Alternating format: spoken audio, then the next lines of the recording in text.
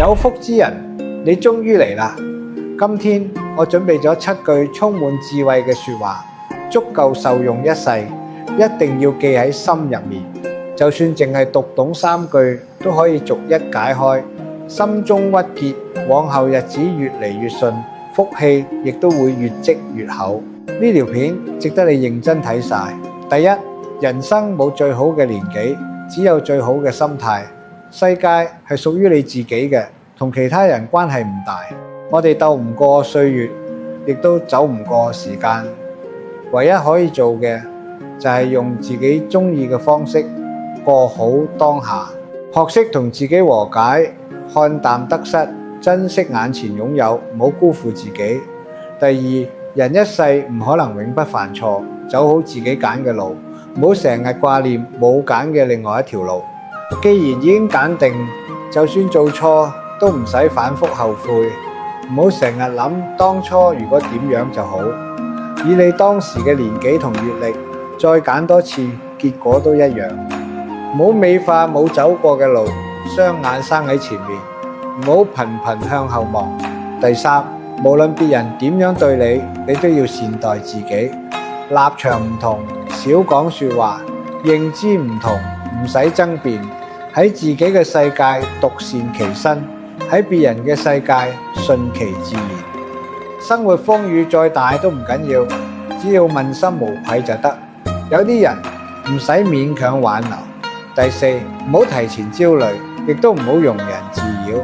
好多煩惱都係諗得太多，做得太少。你睇下，從前覺得跨唔過嘅難關，你咪一樣捱過咗。生活就係見招拆招，遇水搭橋。回頭睇，你已經不知不覺度過無數磨難。當年覺得天大嘅事，而家睇落亦都冇乜大不了。第五，歲月靜好只係片刻，一地雞毛先係日常。任何人嘅人生都難免一團亂麻。人生最美嘅風景，其實係內心嘅淡定從容。你所有壓力都係因為太過執着，所有痛苦都係太過較真。人生除咗生死，其餘都只係擦傷。有條路實在行唔落去，就係提醒你該轉彎啦。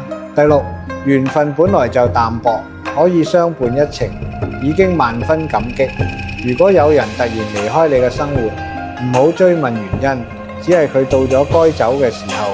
人人各有渡口，各有歸舟，唔使害怕相遇，亦都唔使害怕失去。別人點樣待我係我嘅因果，我點樣待人係我嘅修行。唔好羨慕任何人嘅生活，每家每戶都有難處，有得食有得住就係幸福，冇病冇痛就係福氣。第七，做人一定要好好照顧自己，除咗健康，其他都唔真正屬於你。少啲生氣，少啲計較，多啲開心。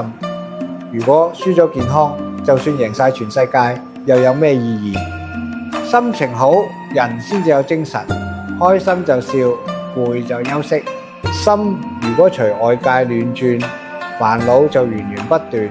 可以穩住內心，先至獲得安寧。接納一切發生，接納世事無常。